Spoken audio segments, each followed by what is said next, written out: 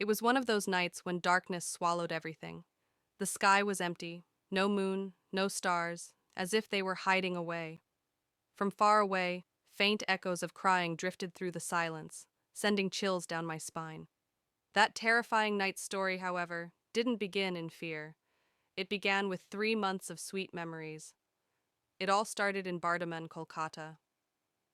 I had gone there for the wedding of a friend's elder sister, planning to stay for 2 months so I could enjoy the wedding and also explore the city. After the auto pass and my HSC exams, I finally had a long break. One winter day, my friend Shaber called me. Hey, Azu, listen! My sister's wedding is in 15 days. You must come. Tamina and Tani will also be there. You haven't seen them in ages. That was enough for me. Within a week, I left Sylhet for Kolkata. The wedding was full of joy and chaos. I helped my friend with arrangements, met old friends, and had a wonderful time. After the ceremony, the bride and groom left, guests departed, and even most of my friends returned home. But I stayed back to explore Kolkata.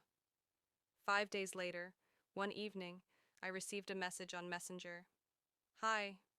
It was from an unknown account. Curious, I replied, Who's this? The answer came. You don't know me. My name is Debolina. I saw you at the wedding. I'm the groom's younger sister. It took me a lot of effort to find your ID. Her name felt unusual to me. I asked, But why go through all that trouble? Because I wanted to talk to you, she said. And so the conversations began, first through texts, then calls. Her voice was soft, sweet, and carried that distinct Kolkata accent. We started meeting in person too.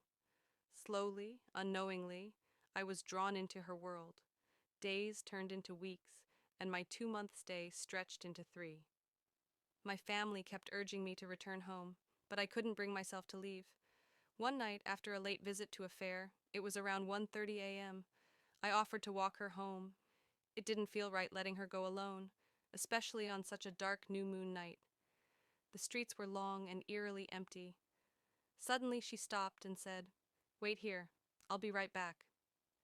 Then she slipped into an old broken house nearby. She didn't return for a while, and my curiosity pulled me inside. The moment I entered, I felt like I had stepped into another world. Everything was silent, except for the faint sound of wailing, like tortured souls crying in agony. Dogs barked somewhere in the distance.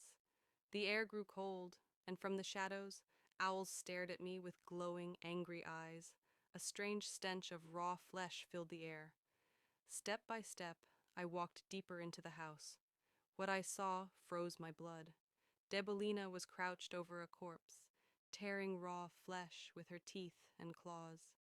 Her nails and hair were unnaturally long, her eyes pure white, her feet twisted backward. She wasn't human, she was a demoness. She turned to me, holding out a piece of bloody flesh. Come, she whispered with a mocking smile, eat with me. Her laughter echoed in my ears as I screamed and collapsed, unconscious. When I woke up, I was lying safely in my own bed. It took me a moment to realize the truth. Everything had just been a nightmare.